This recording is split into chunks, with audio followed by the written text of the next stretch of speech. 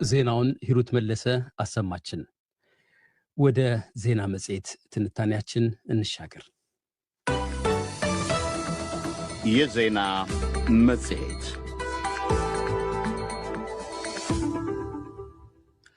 አድማጮች፣ ቀደም ሲል በመግቢያችን ላይ እንዳስተዋወቅ ነው በዛሬው ዜና መጽሔት ትንታኔያችን 5 ጉዳዮችን ነው የምንዳስሰው። በሰሜን ኢትዮጵያ ስላየለው ስጋት 1-2 ዘገባ ይኖረናል። ቆይታ አድርጋችሁ እንድትከታተሉን ከወዲሁ እንጋብዛለን። ወደ ቀዳሚው ዘገባችን ተሻግረናል። በሰሜን ኢትዮጵያ በትግራይና አማራ ክልሎች አዋሳኝ አካባቢዎች ዳግም የጦርነት ስጋት መኖሩን ግለሰቦችና የፓርቲ መሪዎች እየገለጹ ነው። ከዚሁ ጋር የተገናኘ ይሁን አይሁን በግልጽ ባይታወቅም የኢትዮጵያ አየር መንገድ ዛሬ ወደ ሽረ፣ መቀሌና አክሱም የሚያደርጋቸውን በረራዎች ሰርዟል። የጠቅላይ ሚኒስትር አብይ አህመድ የምስራቅ አፍሪካ አማካሪና የትግራይ ክልል ጊዜያዊ አስተዳደር የቀድሞ ፕሬዝዳንት አቶ ጌታቸው ረዳ የቀድሞ ታጋዮች ለሌላ ዙር ግጭት እንዳይሳተፉ ትናንት ባሰራጩት ጽሑፍ አስጠንቅቋል። የአብን አመራር ህወሓትን ትንኮሳ ፈጽሟል በማለት ላይ ናቸው። የትግራይን ጉዳይ የሚከታተሉ ሌላ ፖለቲከኛ በፌዴራል መንግስትና በህወሓት መካከል ጤናማ ያልሆነ ግንኙነት እንደነበር አስታውሰው በተለይ ባለፉት 2-3 ዓመታት የነበሩበት የቃላት ጦርነት፣ ጉሽሚያና መዘላለፍ ዛሬ ላይ ደርሷል ሲሉ የግጭት ስጋት ማየሉን ገልጿል። የአዲስ አበባ ወኪላችን ሰለሞን ሙጬ ዝርዝር ዘገባ ልኮልናል። ብርቱ ውድመት ማድረሱ የተነገረለት የሰሜን ኢትዮጵያው ጦርነት በኢትዮጵያ ፌዴራል መንግስትና በህወሓት ፈራሚነት የፕሪቶሪያው ዘላቂ ግጭት የማቆም ስምምነት ከተገታ በኋላ አማራና ትግራይ ክልሎች በይገባኛል ከሚወዛገቡባቸው አካባቢዎች አንዱ በሆነው ጠለምት ወይም ጸለምት ሰሞኑን ከህወሓት በኩል የጦርነት ትንኮሳ ስለመኖሩ ከግለሰቦችና ከፓርቲ መሪዎች ባደረግነው ማጣራት ይህ ተጨባጭ መረጃ መሆኑን ተገንዝበናል። የኢሃፓ የህዝብ ግንኙነት ኃላፊ አቶ ይስሐቅ ወልዳይ ከፕሪቶሪያው ዘላቂ ግጭት የማቆም ስምምነት በኋላ በሁለቱ የስምምነቱ ፈራሚዎች መካከል ጤናማ ያልሆነ ግንኙነት እንደነበር አስታውሰው በተለይ ባለፉት 2-3 ዓመታት ጉሽሚያና መዘላለፍ ውስጥ ነበሩ በማለት ይህንኑ ተከትሎ ሰሞኑን በመቀሌና በሌሎች የትግራይ ክልሎች ከተሞች የአንዳንድ መሰረታዊ አገልግሎቶች መታጎል መስተዋሉን ነግረውናል። የትግራይ ባንኮች ካሽ ማውጣት በጣም ከባድ የሆነበት ሁኔታ ነው የነበረው። በተለይ ወደ መቀሌ አካባቢ ሂደን በጣም የባንክ በሚፈቅደው ህግ ሳይሆን በጣም ጥቂት ነበር ማውጣት የሚቻለው ከሚፈቀደው በታች። ለምን ሲባል ካሽ የሚባል የለም ነው። ከዚሁ ጋር የተገናኘ ይሁን አይሁን በግልጽ ባይታወቅም የኢትዮጵያ አየር መንገድ ዛሬ ወደ ትግራይ ክልል የሚያደርጋቸውን በረራዎች ሰርዟል። በአየር መንገዱ ድረገጽ ምስጋናም ሆነ ቅሬታ ለማቅረብ ተብሎ በተቀመጠው የደንበኞች ግንኙነት የስልክ መስመር ላይ ደውለን ባደረግነው ማጣራት ዛሬ ሽሬ፣ መቀሌና አክሱም በረራዎች የሉም፣ ተሰርዘዋል የሚል መረጃም አግኝተናል። ስረዛው ይቀጥል እንደሆን ለማወቅ ባደረግነው ማጣራት የተላከው ውሳኔ ማሳወቂያ የዛሬ እንደሆነ ተገንዝበናል። አቶ ይስሐቅ ወልዳይ እነዚህን መሰል አዝማሚያዎች በ2013 ዓመተ ምህረት ጦርነት ከመፈንዳቱ በፊት የነበረውን ድባብ የሚያስታውሱ ናቸው። በሁለቱም የሚዲያ ሰራዊት በህወሓት በኩል ያሉትን የሚዲያ ሰራዊትን በዚሁ በብልጽግና በኩል ያሉትን የሚዲያ ሰራዊትን እነዚህን ኮንፊርም ያደርጋሉ። ድሉ ብቻ ነው የሚሻሙት። ጀማሪው ላይ ብቻ ነው የሚሻሙት። ተመሳሳይ ስሜት አለው። 2013 የጦርነት መባቻ ወይ የጦርነት መጀመሪያ የነበረውን ድባብ አሁንም አለ። ያኔ መጀመሪያ አውሮፕላን ነበር የቆመው። ከዛ ባንኮች ናቸው የተዘጉት ቀስ እያሉ። ከሳምንት በፊት የአውሮፕላን በረራ ቆመ። ከዛ ቀስ እያሉ ከሳምንት በኋላ ደግሞ የባንክ እንቅስቃሴዎች ሙሉ ለሙሉ ተገታና አሁንም እንደዛ ነው ያለው። የትግራይ ክልል ጊዜያዊ አስተዳደር የቀድሞ ፕሬዝዳንት አሁን የስምረት ፓርቲ ፕሬዝዳንትና የጠቅላይ ሚኒስትር አብይ አህመድ የምስራቅ አፍሪካ አማካሪ አቶ ጌታቸው ረዳ ትናንት አንድ በትግረኛ የተጻፈ መግለጫ አሰራጭተዋል። አንዳንድ ያሏቸው ግለሰቦች የግዛት አንድነትን እናስመልሳለን በሚል ትግራይ ክልልን ወደ ጦርነት ለመጎተት እየሞከሩ ነው ሲሉ ጽፈዋል።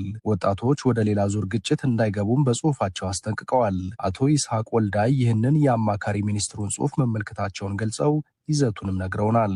የትግራይ ወጣት በዚህ ጦርነት መሳተፍ እንደሌለበት፣ ከዚህ ራሱን ማግለል እንዳለበት ዘንድ በጀመሩት ወይም በለኮሱት እሳት ራሳቸውን ይፈጃቸዋል አይነት ስሜት ያለው ዘንድ ከዚህ ዝም ብለን ስንታሰብ መንግስት ናቸው እንግዲህ ለመረጃ በጣም ቅርብ ናቸው ተብሎ ይታሰባል። ይህንን ሲጽፉ ከመሬት ተነስተው ጽፈዋል የሚል ግምት የለኝም። አሁንም ስናስቀምጣቸው የነበሩ መላምቶችን ሊያስረግጡ የሚችሉ ናቸው። እሱ ብቻ አይደለም፣ ጦርነቱ በጣም ከፍተኛ ሊሆን እንደሚችል ግን የአቶ ጌታቸው ረዳ ዋን ሳይድ ነው፣ ደብል ስታንዳርድነት ያለው እንግዲህ ፌዴራል መንግስት ወይም እሳቸውን የሚያገለግሉትን የፌዴራል መንግስት እንደ ቅዱስ አድርገው ወይም ጦርነት የማይፈልግ የሰላም ኃይል አድርገው አቅርበው በትግራይ በኩል ያለውን ብቻ ጦረኛ እና ወጣቱ ከዛ ትቶ ያው ከፌዴራል መንግስት እንዲሰለፍ አይነት ስሜት ያለው ኢንተንት ያለው ጽሁፍ ነው እየጻፉ ያሉት። የአሜሪካው ምክትል የውጭ ጉዳይ ሚኒስትር የሰሞኑ የዚህ ቀጠና ጉብኝት ትናንት ምልከታቸውን ያጋሩን አንድ የዓለም አቀፍ ሕግና የዲፕሎማሲ ጉዳዮች ተንታኝ ውጥረት እየታየበት የመጣው የኢትዮጵያ የውስጥ ጉዳይም ከመወያያ ጭብጦች አንዱ ሳይሆን እንደማይቀርም ገልጸዋል። በኢትዮጵያና በኤርትራ ወይንም በትግራይና በፌዴራል መንግስቱ መካከል እንግዲህ ከትናንት በፊት ያየናቸው ብልጭ የሚሉ ነገሮችም አካባቢውን ወደ ከፍተኛ የስጋት ደረጃ ቀይረውታል። ይህንን የጦርነት ስጋትና የግጭት ሁኔታ በተመለከተ ይህ ዘገባ እስከተጠናቀረበት ከቀኑ 10 ሰዓት ገደማ ከፌዴራል መንግስትም ሆነ ከህወሓት በኩል የተባለ ነገር የለም። ለDW ሰለሞን ሙጬ ነኝ ከአዲስ አበባ። ቀጣዩ ዘገባችንም በሰሜን ኢትዮጵያ እያየለ ስለመጣው ስጋት ላይ ነው የሚያተኩረው። በትግራይና የአማራ ክልሎች አጎራባች አካባቢዎች ግጭት መቀስቀሱ እንዳሳሰባቸው ነዋሪዎች አሳወቁም። በግጭቱ ምክንያት የኢትዮጵያ አየር መንገድ ወደ ትግራይ የሚያደርገውን በረራ ማቋረጡ ተነግሯል። ነዋሪዎች እንደሚሉት የበረራው መቋረጥ በባንኮችና የንግድ ተቋማት አካባቢ ውጥረት ማስከተሉንም ገልጿል። አንድ የህግ ባለሙያ በበኩላቸው ግጭት ከተቀሰቀሰ ቀጠናዊ መልክ እንዳይዝ ስጋት ገብቶኛል ብሏል። ታምራት ዲንሳ ዝርዝር ዘገባ አለው። የኢትዮጵያ አየር መንገድ ወደ ትግራይ ክልል ከተሞች የነበረው ዕለታዊ መደበኛ በረራ ዛሬ መሰረዙን ተከትሎ ስጋት እንደገባቸው ነው አስተያየታቸውን ለዶይቼ ቬለ የሰጡ የመቀሌ ከተማ ነዋሪዎች የተናገሩት። ነዋሪዎቹ እንዳሉት የበረራው መሰረዝ ሰሞኑን በማህበራዊ ሚዲያ ላይ በስፋት ሲሰራጭ ከነበረውና በትግራይ ክልል አዋሳኝ አካባቢዎች ተቀሰቀሰ ከተባለው ግጭት ጋር ተደማምሮ ዳግም ጦርነት እንዳይቀሰቀስ አስግቷቸዋል። የመንግስት ሰራተኛ መሆናቸውን የነገሩን የመቀሌ ከተማ ነዋሪ መደበኛ የአየር መጓጓዣ የዛሬው መርሃ ግብር በመሰረዙም የሚያውቋቸው ሰዎች አዲስ አበባ ቀርተዋል። ተቋርጧል። ዛሬ የመጣ አውሮፕላን የለም። አዲስ አበባ ላይ የነበሩ ሰዎችም የተመለሱ አልምናቃቸው። አሁን ከዚህ ግን ምንም አይነት መግለጫ አልተሰጠም። ምንም ውዥንብር ነው ያለበት። ስማቸው እንዳይገለጽ የጠየቁን ሌላው የከተማው ነዋሪ የአየር መጓጓዣው መቋረጥ ከሰሞንኛው ውጥረት ካስከተለው ግጭት ጋር ተያይዞም በነዋሪው ዘንድ ድንጋጤ መፍጠሩን ነው የነገሩን። ሰው ድንጋጤ ላይ ነው ያለው። እንቅስቃሴው ትንሽ ቀነስ ብለዋል። ስጋት አለው ሰው፣ ጦርነቱ ፍርሃት አለው። እንደዚህ አስከዛውም ጨምረዋል። እንደዚህ ምናምን ጭማሪ አለ። ካሽ ገንዘብም የለም። ባንኮች ላይ ገንዘብ ከጠየቅ ካሽ የለም። በንግድ ስራ ላይ መሰማራታቸውን የነገሩን ሌላው የመቀሌ ከተማ ነዋሪም ይህንኑ ሀሳብ ያጠናክራሉ። የአየር በረራው መቋረጥ ብዙ ስጋቶችን አስከትሎ መጥቷል ባይም ናቸው። እንኳን ይሄ የተባለ ነገር የተሰጠ መግለጫ የለም፣ ግን በቃ ተቋርጦ ሰው ውስጡ በቃ ተረብሸ ነው ያለው። ጥሩ ሞድ አይደለም ያለው ህብረተሰቡ። ምክንያቱም እስካሁን የታወቀ ነገር የለም። ልናጣራም እየሞከርን እስካሁን የሰማነው ነገር የለም።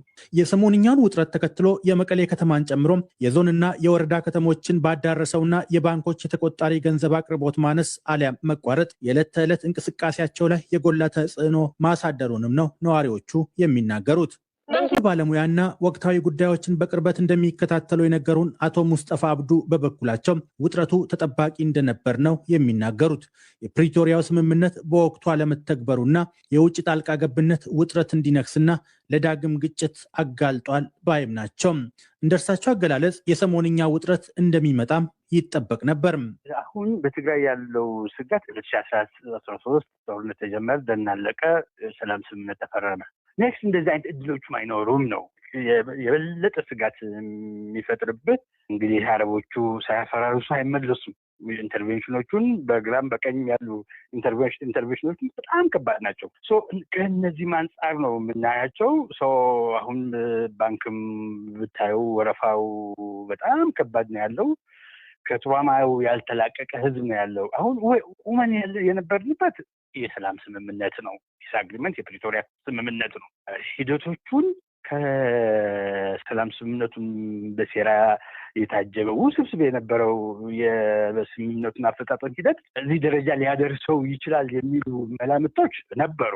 በትግራይና የአማራ ክልሎች አዋሳኝ አካባቢዎች ከሰሞኑ ተፈጠረ የተባለውን ግጭት ከማህበራዊ የመገናኛ ዘዴዎች መረዳታቸውን የሚናገሩት አስተያየት ሰጪዎቹም አሁን እየታየ ካለው የጸጥታና ኢኮኖሚያዊ ውጥረት ጋር ተደማምሮ ስጋታቸውን አንሮታል። ፍርሃት ነበረው ህብረተሰቡ። ያው በሶሻል ሚዲያ ላይ የሚሰማው ነው አሁን እስካሁን ያለው። በሶሻል ሚዲያ ነው ማይሰው አካባቢ ምናምን ይባላል። ኦልሞስት ሁሌም እንደሚታወቀው ሶሻል ሚዲያ ላይ የሚወራው ነገር ታማኝነቱ እየቀነሰ ስለመጣ ህብረተሰቡ ያው እንደባለፈው ይሆናል አፋር ጋር አካባቢ የነበረ ግጭት አይነት አድርጎ ነው ኢቨን አንደርስታንድ አድርጎት የነበረው። አሁን ግን ትንሽ በቃ ወሬው ሲስፋፋ ስጋቶች ነበሩ። ዛሬውኑ የአውሮፕላን ሲዘጋ ደግሞ አምስት ሰው በጣም ተደናገጠ። በከተማዋ በአሽከርካሪነት ስራ ላይ መሰማራታቸውን የነገሩን የመቀሌ ከተማ ነዋሪም ቀደም ሲል የተሰጠውን አስተያየት ያጠናክራሉ። ሰውማ በቃ ፍርሃት አለው። ጦርነት በጣም ነው የፈራ ሰው። ምንም ከአሁን በፊት የነበረው ጦርነት ምንም ውጤት ስላላገኘለት አሁን ያለው ስጋት በቃ ጦርነት ምን ዋጋ አለው ነው የሚለው እና በጣም ስጋት አለው ሰውም። ሁለተኛ የልጆቹም የድሮን ስጋት አላቸው። በጣም ስጋት አለው ሰው። የህግ ባለሙያው ግን ከነዋሪዎቹ አስተያየት ለየት ያለ ምልከታ ነው ያላቸው። እርሳቸው በፕሪቶሪያ ስምምነት ተካቷል የሚሉት የይዞታ ማስመለስ ስራ ቢከናወን ወደ ጦርነት የሚወስድ ሁኔታ ባልተፈጠረ ነበር ባይ ናቸው። ከፊት ለፊት እየመጣ ያለው የምርጫ ጉዳይ ደግሞ ነባሩን ችግር ከድጡ ወደ ማጡ ስለማድረጉም ነው የሚናገሩት። ይህም በጣም ቀላል ጥያቄ፣ በጣም ውስብስብ ያልሆነ ጥያቄ፣ ኢቭን የፖለቲካ ጥያቄ ያልሆነን ጉዳይ 3 ዓመት አሁንም የፕሪቶሪያ ስምምነት ወደ 4 ዓመት የሚጠጋበት ምክንያት አልነበረም። ወረድ ሊስቶች ነው ኮንስና ኦርደር ከተደረገ ወደ ነበረበት ይመለሳል ነው። አሁን ሌላ ስጋት እየፈጠረ ያለው የምርጫ ጉዳይ ማለት ሞር ከፕሪቶሪያ ስምምነት ከተቀመጠው ውጭ ሌላ የድርድር ሌላ የግጭት ሚንስ ነው እየመጣ ያለው እንጂ ረገብ ብሎ ጥያቄዎቹን ፍሬም ተደርገው ስኩዌንስ ኦፍ የአፈጻጸሙ ሁኔታ ስኩዌንስ ተደርገው ቀደም ተከተሉን ይዞ ይህንን ከዚህ በኋላ ይፈጸማል። ይህን ጊዜ ቢቀመጥለት ኖሮ ሁሉም የሰላም ስምምነቶች 20 ዓመት ከዛም በላይ የሚቆዩ ቆይቶም የተፈጸሙ በዓለም አቀፍ የሰላም ስምምነቶች አሉ። እርሳቸው እንዲህ ይበሉ እንጂ የመቀሌ ከተማ ነዋሪው አሽከርካሪ ህዝቡ ችግሮች አሁንም ድረስ በሰላም እንዲፈታ ጽኑ ፍላጎት እንዳለው ነው የሚናገሩት። በሰላም እንዲፈታ ነው የሚፈልገው። ያ የጦርነት ድምፅ ጭራሽ አይፈልግም። ያው አይተዋል፣ ጦርነቱ አይተዋል፣ ምንም ውጤት ስለሌለው አሁን የሚደረግ ጦርነቱም ህዝቡ ደጋፊ አይደለም። እንደ በፊት አይደለም ጦርነቱ። ከአሁን በፊት የህዝቡ ድጋፍ ነበረ፣ አንዳንድ ሰው ስሜታማ ነበረ። አሁን ግን ኦልሞስት እንደኔ አመለካከት 70% ህዝቡ እንትን ነው፣ ጦርነት አይፈልግም። ከሰሞኑ በጠለምት አካባቢ በመከላከያ ሰራዊትና በትግራይ ኃይሎች መካከል ግጭት መከሰቱን በማህበራዊ መገናኛ ገጾች ሲንሸራሸር ቆይቷል። ስለ ግጭቱም የትግራይ ክልል ጊዜያዊ አስተዳደርም ሆነ የፌዴራል መንግስቱ ማረጋገጫም ሆነ ማስተባበያ አልሰጡም። ወቅታዊ ሁኔታውን በቅርበት የሚከታተሉት በትግራይ ኃይሎችና በፌዴራል መንግስቱ መካከል አዲስ ግጭት ከተቀሰቀሰ ቀጠናዊ መልክ ሊይዝ የሚችልበት እድሉ ሰፊ እንደሆነ ነው እየተነገረ ያለው። ትብብር ለኢትዮጵያ አንድነት የተባለው ቅንጅት አመራር ትናንት በኢትዮጵያ ከአሜሪካ ኤምባሲ ኃላፊዎች ጋር መወያየታቸውን ገለጹ። የፖለቲካ እስረኞች፣ የሚዲያ አፈና፣ የጦርነት ጉዳይ፣ የንጹሃን እልቂትና አጠቃላይ የፖለቲካ ምህዳሩ ወደ መከርቸም መሄድን የተመለከቱ ያሏቸው ጉዳዮች የተወያዩባቸው ጭብጦች እንደሆኑ ባወጡት መግለጫ ተጠቅሷል።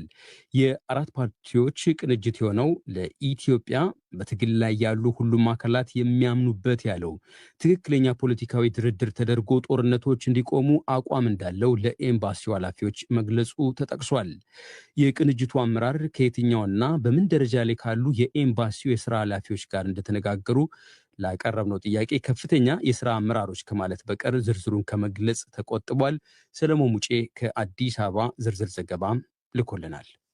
የመላው ኢትዮጵያ አንድነት ድርጅት መኢአድ፣ የኢትዮጵያ ሕዝባዊ አብዮታዊ ፓርቲ ኢህአፓ፣ አንድ ኢትዮጵያ ዴሞክራሲያዊ ፓርቲና አማራ ግዮናዊ ንቅናቄ የተባሉ ፓርቲዎችን ያቀፈው ትብብር ለኢትዮጵያ አንድነት የተባለው የፖለቲካ ድርጅት ቅንጅት ትናንት በኢትዮጵያ ከአሜሪካ ኤምባሲ ኃላፊዎች ጋር አደረግኩት ያለው ውይይት በምን ደረጃ ላይ ከሚገኙ አመራሮች ጋር ስለመደረጉ ላቀረብነው ጥያቄ የቅንጅቱ ጸሐፊ ሚስጥረ ስላሴ ታምራት በመመለስ ይጀምራሉ። የአሜሪካ ኤምባሲ ከፍተኛ የስራ አመራሮች ነበር የነበሩት።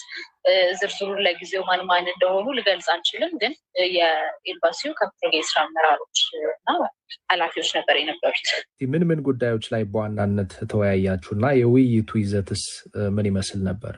በዋናነት በመግለጫውም ላይ እንደተጠቀሰው የፖለቲካ እስረኞች ጉዳይ፣ አሁን ላይ ያለው የጦርነት ጉዳይ፣ ከዛ ደግሞ ኢንጀነራል አጠቃላይ ፖለቲካ ምህዳሩ መስፋትን ከሚዲያዎች አፈና እና ከጋዜጠኞች ስደት፣ እስር፣ ከፖለቲከኞች እስር ጋር ተያይዞ ቅድም እንዳልኩ ከእሱ ጋር አንስተናል። በዋናነት ደግሞ ከምርጫው ጋር በተያያዘ አሁን ባለው ሁኔታ ኢትዮጵያ ውስጥ አይደለም ነፃ ፍትሐዊና ዲሞክራሲያዊ ምርጫ ለማካሄድ ትንሹንም የምርጫን ምንነት አሟልቶ ምርጫን ለማድረግ የሚያስችል አስቻይ ሁኔታ እንደሌለ፣ በዚህ ሁኔታ ውስጥ የሚደረግ የትኛው ምርጫ ደግሞ ፍትሐዊ ሊሆን እንደማይችል እርግጠኛ መሆናችንን እኛ ምርጫውን በዛ መንገድ እንደምንመለከተው፣ ነገር ግን አስቻይ ሁኔታዎች ደግሞ እንዲፈጠሩ በሂደቱ ውስጥ መታገላችንን እንደምንቀጥል እና እነዛ አስቻይ ሁኔታዎች የማይፈጠሩ ከሆነ ምርጫው ላይ ያለን ኢንስታንስ ሪኮንሲደር ማድረግ ከምርጫው እስከ መውጣት ድረስ የሚሄዱ አማራጮችን እንደምንከተል ገልጸንላቸዋል።